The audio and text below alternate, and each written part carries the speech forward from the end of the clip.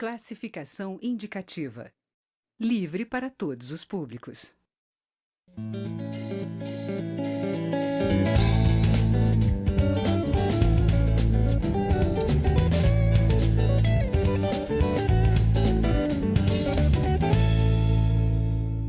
Olá! A Comissão de Constituição e Justiça aprovou proposta que prevê que os integrantes dos Conselhos Tutelares da Infância e da Adolescência terão proteção policial obrigatória. O autor da proposta, que modifica a Constituição, o deputado Beto Rosado, do PP do Rio Grande do Norte, explicou que essas pessoas sofrem ameaças e agressões de pessoas que não respeitam os direitos de crianças e adolescentes.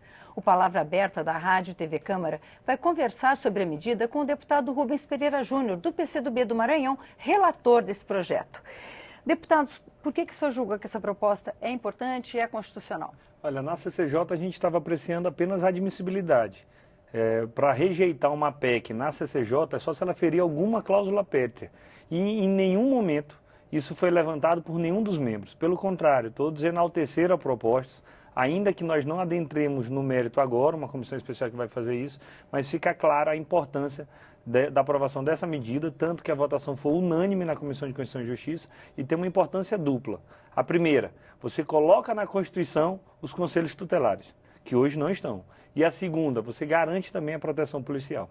Deputado, qual a importância do Conselho Tutelar? Às vezes a gente vê piada de criança, e não é nem piada, a gente ouve às vezes em casa até. Eu vou te denunciar para o Conselho Tutelar, criança brigando com a mãe. Mas de verdade, qual a importância desses conselhos? Olha, o Conselho é justamente o instrumento que aproxima toda a sociedade daqueles que têm a obrigação de garantir os direitos da criança e do adolescente. Então, termina funcionando como um foco de resistência em defesa desses direitos. Tu imagina que esses conselheiros tutelares, em regra, eles lutam contra situações de violência de criança e adolescente. Violência, aí eu estou falando de violência física, violência sexual, eu estou falando de uso muito abusivo, de abuso de drogas. Então, em crianças de 7, 8, 9, 10 anos, chega a ser um trabalho sobre-humano. Em condições normais, muitos cidadãos não têm essa capacidade de fazer esse trabalho junto ao Conselho Tutelar. Por isso é que chegou a hora da gente colocar essa importante categoria dentro da Constituição, porque tem consequências políticas depois. Quando você prioriza na Constituição, você está sinalizando para toda a sociedade, olha, nós elegemos essa categoria como uma das mais importantes que existem hoje na sociedade. Então tem que vir outras políticas públicas para complementar isso, e para não ficar apenas a letra fria da lei. Pois é, o senhor falou a palavra elegemos. Os conselhos tutelares são eleitos pela população. E sempre que tem alguma eleição, a gente vê na cidade uma discussão, afinal, qual a qualificação que tem que ter essas pessoas? O senhor acha que deveria haver algum pré-requisito? Como é que deveriam ser escolhidos esses candidatos? Eu até acho que o método de escolha é bom, tanto que mobiliza toda a comunidade. O trabalho de qualificação deve ser feito de forma permanente, até porque tem uma pequena ajuda de custo de manutenção para os conselheiros e se tem algum investimento público é razoável que nós queiramos algum retorno. Então, exigir a qualificação cada vez maior, ótimo, mas um melhor critério, na minha avaliação, ainda é o critério democrático. Não tem como você fazer uma prova, um concurso para saber quem tem mais aptidões para fazer a defesa dos interesses da criança e do adolescente. Então, em regra, esses conselhos, boa parte são mulheres, normalmente do bairro, do distrito, ou daquela região geográfica, e que tem um envolvimento direto. Há pouca interferência do poder político e do poder econômico e tem que continuar a ser assim. A gente tem que valorizar ainda mais os conselhos tutelares. O senhor acredita que a população tem informação sobre como recorrer a esses conselhos? Como é que o senhor... Olha, nós já temos mais de 5 mil municípios com os conselhos tutelares, o que mostra que essa é uma política pública recente, depois do ECA para cá, do Estatuto da Criança e do Adolescente, mas que é uma política que tem tido efetividade, tem melhorado e tem feito combate. Em muitos casos, faltam-lhes condições para fazer esse trabalho. Temos vários conselhos tutelares onde os conselheiros não têm um computador, não têm um veículo, não têm as condições mínimas de fazer uma anotação sobre algum tipo de denúncia. Então, o que nós precisamos fazer é fortalecer ainda mais os conselhos, mas a sociedade, especialmente aqueles que são agredidos, tem cada vez mais essa noção do quanto é importante tanto denunciar quanto principalmente ver resolvido esses problemas. Agora, essa proposta, essa PEC, ela propõe que eles tenham proteção policial permanente.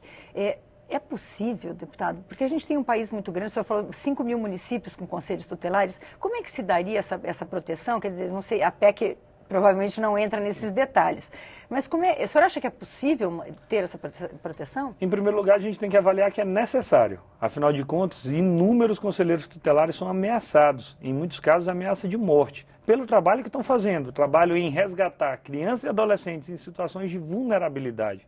Chega a ser um absurdo que a gente precise de uma lei para garantir proteção para quem defende nossas crianças e nossos adolescentes.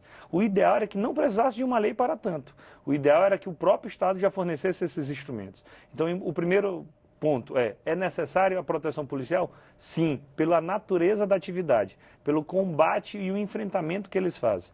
Como se faz para adequar? Essa PEC quer dizer que cada conselheiro vai andar com um policial do lado? Óbvio que não, até porque não teria policial militares para todos.